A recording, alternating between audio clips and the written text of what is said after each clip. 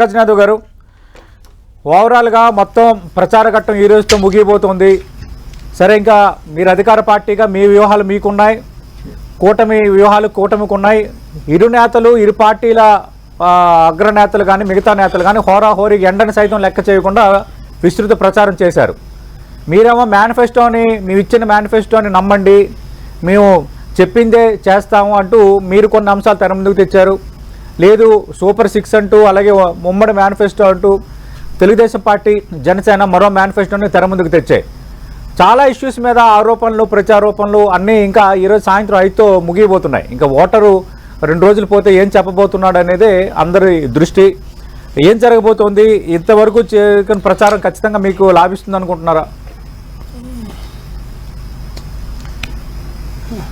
పార్టీలో ఉన్నటువంటి ప్రతి ఒక్కరూ కూడా ఈ ఎన్నికల ప్రచారంలో చాలా గొప్ప కార్యక్రమం చేశారు. దాంతోపాటు ఆంధ్రప్రదేశ్ రాష్ట్ర ప్రజల్ని ఎలా ఆలోచన చేయాలి, ఎలా చైతన్యపరచాలో కూడా చేశారు. కాబట్టి చివరిగా మరొకసారి చెబుతున్నాను, ఇది 2019 ఎన్నికల సమయంలో ఉన్నటువంటి మా మేనిఫెస్టో.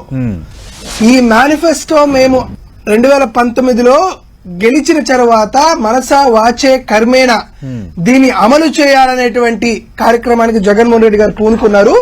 ప్రతి సంవత్సరం, ఆ తరువాత జరిగినటువంటి ప్రతి సంవత్సరం కూడా ఇదిగోండి సంక్షేమ క్యాలెండర్ పేరుతో జనాలకు పంపించారు.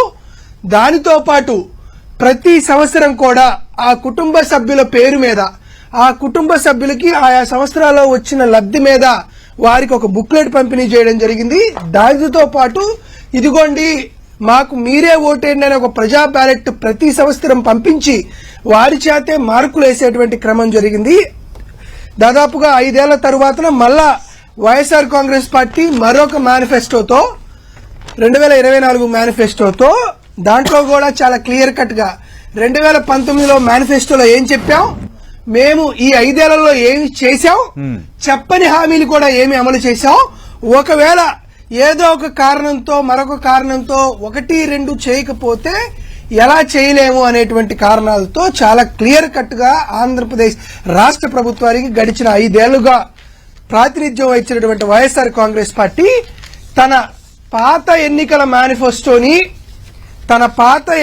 మేనిఫెస్టోని కొత్త ఎన్నికల మేనిఫెస్టోని ఇలానే పెట్టుకొని మా కార్యకర్తలు ప్లకార్డులా పెట్టుకొని మీ కుటుంబానికి మీకు న్యాయం జరిగితేనే ఓటేయండి అనే విధంగా ఆంధ్రప్రదేశ్ లో వైఎస్ఆర్ కాంగ్రెస్ పార్టీ శ్రేణులు ఖచ్చితంగా చాలా అగ్రెసివ్ గా కూడా పనిచేయడం జరిగింది. దాంతోపాటు తెలుగుదేశం పార్టీకి సంబంధించినటువంటి కూటమి ఎందుకు కట్టారో, జగన్మోహన్ రెడ్డి గారి మీద నిజంగా వ్యతిరేకత ఉంటే వీరు కూటమి కట్టాల్సిన అవసరం ఎందుకు వచ్చిందో ప్రజల్లోకి వివరించలేకపోయారు. ఎందుకు గతంలో నరేంద్ర మోదీ గారిని తిట్టారు, మళ్లీ ఎందుకు వచ్చారు అనే దాని మీద వారు సమాధానం చెప్పలేకపోయారు. ఎస్సీ ఎస్టీకి సంబంధించి ముస్లింలకి ముఖ్యంగా రిజర్వేషన్స్ మీద వారి స్టాండ్ ని బలంగా చెప్పలేనటువంటి పరిస్థితి వస్తుంది. ల్యాండ్ టైటిలింగ్ యాక్ట్ మీద భారతీయ జనతా పార్టీలు పక్కన ఉన్నప్పుడు కూడా దాన్ని రద్దు చేస్తాం, అది చీకటి చట్టం అని ఎందుకు చెప్పలేకపోయారనేటువంటి పరిస్థితి వస్తుంది. దాంతోపాటు కాపు రిజర్వేషన్ కి సంబంధించిన ఇష్యూలో కూడా వారికి సరైనటువంటి దృక్పథం లేదు. అదేవిధంగా పవన్ కళ్యాణ్ కూడా ఎందుకు 2014లో పొత్తు పెట్టుకున్నాడు, 19లో ఎందుకు తెలుగుదేశం పార్టీ మీద విమర్శించాడు, మళ్లీ ముందుకు ఎందుకు వచ్చాడు, ఎందుకు లెఫ్ట్ పార్టీసు, ఎందుకు రైట్ పార్టీసు, ఎందుకు నాన్ బీజేపీ, గతంలో పాచిపోయిన లడ్డూలు, ఈ అన్ని రకాల ఇష్యూతో కూటమి కూటమి అయిపోయింది. కాబట్టి ఆంధ్రప్రదేశ్ రాష్ట్ర ప్రజలకు చాలా క్లియర్ కట్ గా చేసిన పని చెప్పడంలోనూ, లేకపోతే 1-2 సిపిఎస్ లాంటి ఇష్యూలో గానీ, హోదా లాంటి ఇష్యూలో గానీ, లేకపోతే మద్యపాన నియంత్రణకు సంబంధించిన ఇష్యూలో గానీ కొంత లోటుపాట్లు ఏమన్నా ఉన్నా కూడా వాటిని కూడా ప్రజలకు వాస్తవ రూపంలో చెప్పడం జరిగింది. కాబట్టి వైఎస్ఆర్ సిపి విన్నింగ్ బిగ్. ఆంధ్రప్రదేశ్ రాష్ట్ర చరిత్రలో వరుసగా 2 సార్లు గెలిచినటువంటి చరిత్ర వైఎస్ రాజశేఖర రెడ్డి గారికి మాత్రమే ఉంది. కాబట్టి హిస్టరీ రిపీట్స్.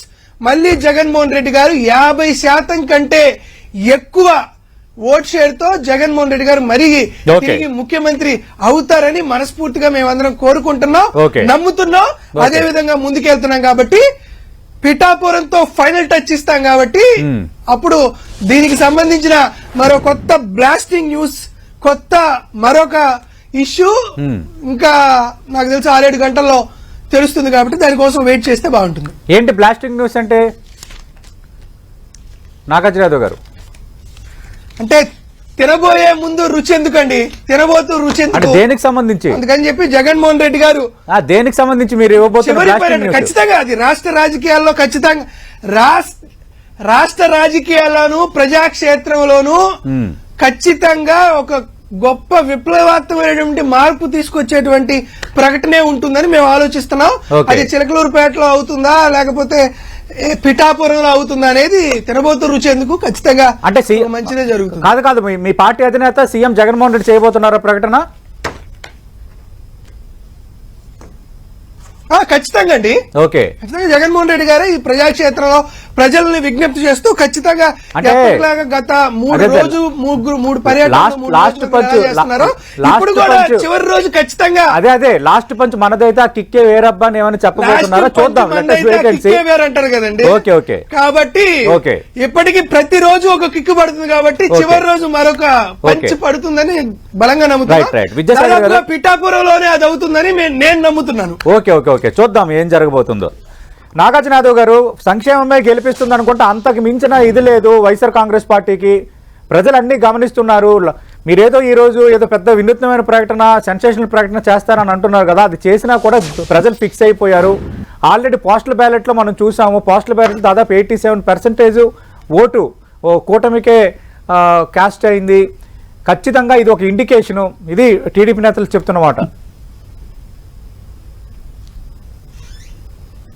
సార్ ఒకటి, నేను చాలా పాజిటివ్ గా అప్రోచ్ అయ్యానండి ఓటర్లని. పాపం ఎందుకో వైఎస్ఆర్ కాంగ్రెస్ పార్టీని తిట్టడమే పరమావధిగా విద్యాసాగర్ గారు అప్రోచ్మెంట్ ఉంది. అయినా మీకు ఒక విషయం చెప్తానండి, సింపుల్ గా ఎవరిని ఏమనట్లేదు. ఈ రాష్ట్రంలో నిరుద్యోగ సమస్య ఉంది, ఈ రాష్ట్రంలో ఉద్యోగాల సృష్టి జరగట్లేదు, ఈ రాష్ట్రంలో అక్షరాస్యత బాగోట్లేదు, ఈ రాష్ట్రంలో శాంతి భద్రతలు బాలేదు అని అంటున్నారు కదా. చివరి మూడు దశాబ్దాల్లో తెలుగుదేశం పార్టీ 20 ఏళ్లు పరిపాలించిందండి. It is a fact. కానీ ఎందుకు వీటన్నిటికీ సమస్య పరిష్కారం జరగలా? చంద్రబాబు నాయుడు దాంట్లో 15 ఏళ్ల పాటు ముఖ్యమంత్రిగా ఉన్నాడు. ఎందుకు నిరుద్యోగులు ఎందుకు ఉంటున్నారు ఈ రాష్ట్రంలో? ఎందుకు అక్షరాస్యత సౌత్ ఇండియా స్టేట్స్ లో మనం చివరి ప్రాంతంలో ఉన్నాం? ఎందుకు శాంతి భద్రతల విషయంలో చివరి రాష్ట్రంలో ఉన్నాం? మనం ఉన్నామంటున్నా, మీరు బాధ్యులు కదా దీనికి. చివరి 30 ఏళ్లలో దాదాపుగా 20 ఏళ్లు మీరున్నారు. వైఎస్ రాజశేఖర రెడ్డి గారు 5 ఏళ్లు, తర్వాత కిరణ్ కుమార్ రెడ్డి, రోసయ్య 5 ఏళ్లు, ఇప్పుడు జగన్మోహన్ రెడ్డి గారు రాకముందు చివరి 30 ఏళ్లలో మీరు 20 ఏళ్ల పాటు తెలుగుదేశం పార్టీ అధికారంలో ఉంది. మరి వీటన్నిటికీ బాధ్యత మీది కాదా? దాంతో పాటు మరొకటి, ఇదిగో ఉద్యోగాల సృష్టి కలపట్లేదు అన్నారు. సార్ ఒకసారి మీరు గమనించండి, 2019 ఎన్నికల్లో ఉద్యోగస్తులు ఇన్వాల్వ్మెంట్ చేస్తే 2,15,000 మంది ఎంతమంది ఉన్నారు. ఈ రోజు ఉద్యోగస్తులు ఎంతమంది? 4,32,220 మంది ఉద్యోగస్తులు ఎన్నికల్లో ఈ రోజు పార్టిసిపేట్ చేస్తారు. చంద్రబాబు నాయుడు ముఖ్యమంత్రిగా ఉండగా చంద్రబాబు నాయుడు ముఖ్యమంత్రి వినండి సార్. నాగార్జున గారు మాట్లాడు సార్. విద్యాసాగర్ గారు రాంగ్ ఇండికేషన్స్ ఇస్తున్నారు. చంద్రబాబు నాయుడు గారు ముఖ్యమంత్రిగా ఉండి దిగిపోయిన రోజు ఆంధ్రప్రదేశ్ రాష్ట్రంలో ఉన్నటువంటి ప్రభుత్వ ఉద్యోగుల సంఖ్య 3,97,128. ఇప్పుడు జగన్మోహన్ రెడ్డి గారి హయాంలో ఓన్లీ ఎన్నికలకు సంబంధించినటువంటి ప్రభుత్వ ఉద్యోగుల సంఖ్య 4,32,220. ఈ రెండు డాక్యుమెంట్స్ మీకు ఇప్పుడే వాట్సాప్ చేశానండి, ఒకసారి మీరు గమనించాల్సింది. రాంగ్ ఇండికేషన్స్ వద్దు. ఇది ఉద్యోగాల సృష్టికి సంబంధించి. దాంతో పాటు ఈ రోజు ఉద్యోగస్తులందరూ లైన్ లో నిలబడ్డారు. వాళ్ళందరూ వైఎస్ఆర్సీపీకి కాదు, జగన్మోహన్ రెడ్డికి కాదు, తెలుగుదేశం పార్టీకే ఓటేశారు అంటున్నారు. విద్యాసాగర్ అన్న పాపం కొత్త అనుకుంటా, ఆయన ఈ మధ్య ప్రతిపక్షంలోకి వచ్చినప్పుడు రాజకీయాల్లోకి టీవీ ఛానల్కి వచ్చారు. పర్లేదు. మేము లాస్ట్ టైం డిస్కషన్ చేసినప్పుడు అప్పుడు తెలుగుదేశం పార్టీ వాళ్ళు 2019లో వచ్చి అబ్బబ్బబ్బా రాత్రి దాకా ఎన్నికల్లో మహిళలు 2019 ఎన్నికల్లో మహిళలు పోలింగ్ బూత్ లో నుంచో ఓటేశారు. అయ్యో ఇది పసుపు కుంకుమ ఓటింగే, మహిళలందరూ కలిసి జగన్మోహన్ రెడ్డి గారిని పంపించడానికి సిద్ధంగా ఉన్నారు, ఇది పసుపు కుంకుమ ఓటింగ్ అంటే పసుపు మొహానికి రాసి కుంకుమ బొట్టు పెట్టి దేవుడి దగ్గర బలిచ్చినట్టు చంద్రబాబు నాయుడు అనే పొట్టేల్ని ఆంధ్రప్రదేశ్ లో ఉన్నటువంటి మహిళలందరూ బలిచ్చినటువంటి ఘటన 2019 ఎన్నికల్లో జరిగింది. మళ్ళీ ఇటువంటి గ్లోబల్స్ ప్రచారం చేయొద్దు. ఉద్యోగస్తుల్లో 90% వైఎస్ఆర్ కాంగ్రెస్ పార్టీకి ఓటు జరిగిద్దని రేపు ఎన్నికల తర్వాత చూసేటువంటి పరిస్థితి ఉంటుంది. తర్వాత నిత్యావసరాల వస్తువుల ధరలు అన్నారండి. జగన్మోహన్ రెడ్డి గారి వల్ల నిత్యావసరాల వస్తువులు పెరిగినాయి అనే విద్యాసాగర్ మాటలు నిజం అనుకుందాం. మరి హెరిటేజ్ ఎవరు పెంచారండి? నాది కాదు కదా హెరిటేజ్ ఫ్రెష్, నాది కాదు కదా హెరిటేజ్ ఫ్రూట్స్, నాది కాదు కదా హెరిటేజ్ సంస్థ, చంద్రబాబు నాయుడుదే కదా. మేము ఉద్దేశపూర్వకంగా మేము పెంచినట్లయితే హెరిటేజ్ ఫుడ్స్ లో ఎందుకు నిత్యావసరాల ధరలు పెరిగినాయా?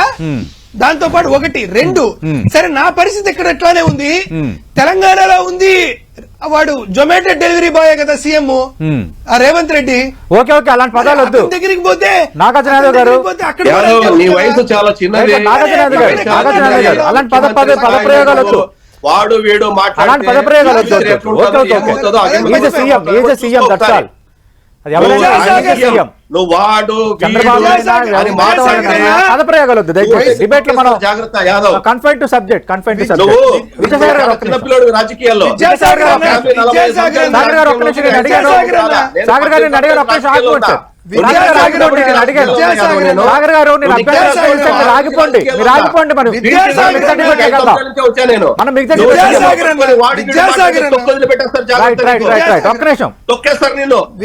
ఒక్క నిమిషం విద్యాసాగర్ గారు ఒక్క నిమిషం నాగార్జున సబ్జెక్ట్ లోకి రండి. విద్యాసాగర్ అన్న నన్ను పట్టుకుని ఏదో అన్నాడు, వాడు చిన్నోడు వాడిని తొక్కేస్తారు ఏదో అన్నాడు.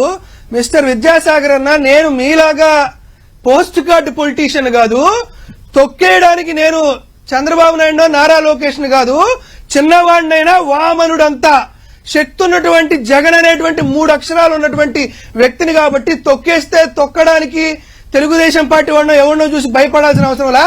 మేము 9 ఏళ్ల పాటు ప్రతిపక్షంలో ఉండి ప్రజా వ్యతిరేక నిర్ణయాల పైన ఉద్యమం సృష్టి ఈ రోజు అధికార పార్టీలో ఉండి ఈ గవర్నమెంట్ లో ఇన్వాల్వ్ అయిన వాళ్ళం కానీ మీలాంటి మాటలకు భయపడే వాళ్ళం కాదు. ఒకవేళ నేను రేవంత్ రెడ్డిని ఏమన్నా అంటే కాంగ్రెస్ పార్టీకి సంబంధించిన ముఖ్యమంత్రికి మాకు రాజకీయ మీరెందుకు Jaganmohan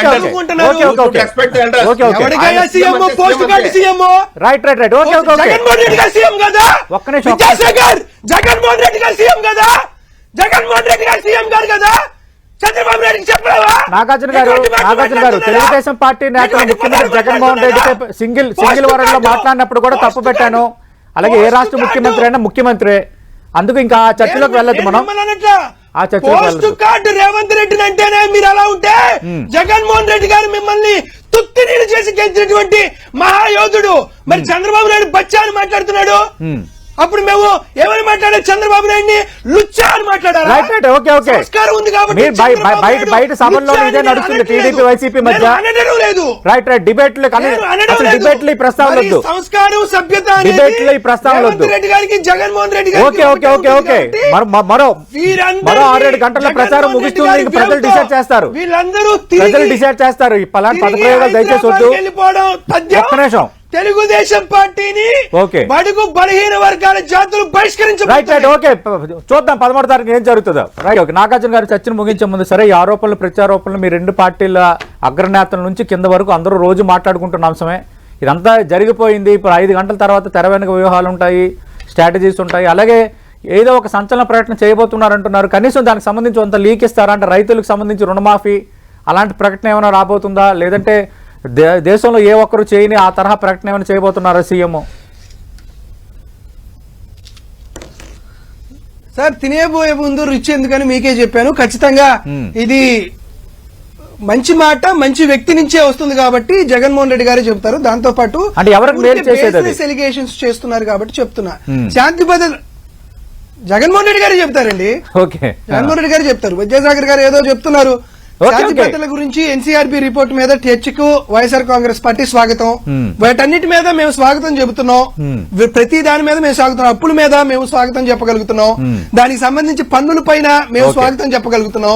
production of agriculture products దాని మీద మేము కూడా స్వాగతం చెప్పగలుగుతున్నాం. ఇటువంటి బేస్లెస్ ఎలిగేషన్స్ చేయడం వల్ల ఆంధ్రప్రదేశ్ రాష్ట్రంలో జగన్మోహన్ రెడ్డి గారికి ఇసుమంతన లబ్ధి ఉండదు. దీంతో పాటు చెప్తున్నాం, ఇన్ని వ్యతిరేకాలు ఉన్నప్పుడు, ఇన్ని వ్యతిరేకాలు వైఎస్ఆర్ కాంగ్రెస్ పార్టీ మీద ఉన్నప్పుడు ఎందుకయ్యా మీకు మీరు త్యాగం చేసుకొని ఆంధ్రప్రదేశ్ రాష్ట్ర చరిత్రలో ఎప్పుడూ తెలుగుదేశం పార్టీ ప్రాతినిధ్యం లేనటువంటి సీట్లు అంటే సుమారుగా 30-40కి పైగా సీట్లు Okay. తెలుగుదేశం పార్టీ ఎందుకు ప్రాతినిధ్యం లేకుండా పోయింది? భారతీయ జనతా పార్టీకి 0.47% వస్తే Okay. ఆ భారతీయ జనతా పార్టీకి 5-6 ఎంపీ సీట్లు తెచ్చుకునేటువంటి దుస్థితికి ఎందుకు మీరు పడిపోయారు? Okay. ఇంత చంద్రబాబు నాయుడు ఇంత విజనరీ అయితే తన Okay. చరిత్రలో ఏ రోజు కూడా ఎమ్మెల్యేగా కూడా పొత్తు లేకుండా గెలవలేనటువంటి పరిస్థితుల్లో ఎందుకున్నారు? Okay. మీరు పరిపాలన చేస్తే చంద్రబాబు నాయుడు సరే, ఎప్పుడు బీజేపీకి ఎన్ని వరుసగా సీట్లు ఇచ్చారు రెండు ఏంటి కదా, ఎన్నికల్లో కూటమి ఎందుకు వాళ్ళ గెలవలేకపోయారు? లోటుపాట్లు వాళ్ళు చూసుకుంటారు. చంద్రబాబు సతీష్ నాయుడు గారు, పరిపాలన- సర్దుబాట్లు వాళ్ళు సతీష్ గారు, చంద్రబాబు- ఒక మాట చెప్పి అదే నేను ముగిస్తాను, చెప్పాను. సతీష్ గారు. జగన్మోహన్ రెడ్డి గారి పైన సతీష్ గారు, ఒక జగన్మోహన్ మాట రెడ్డి గారి పైన చెప్పి ఎందుకంటే అంత విమర్శలు చేయాల్సిన అవసరం ఏముంచింది? Okay, okay. మీరు భయపడిపోయారు సతీష్ గారు, అనేటువంటి right, విమర్శలు. right. నేను మళ్ళీ అడుగుతున్నాను. ఒక మాట నేను time చాలా అయింది. ప్రశ్నలు అడుగుతున్నా. Okay, okay. Bharatiya Janata party ప్రత్యేక హోదా, విభజన చట్ట హామీల మీద అందరినీ కాలు మీ పట్టుకొని విధానం ఓటర్లు ఏంటి? అడగాల్సిన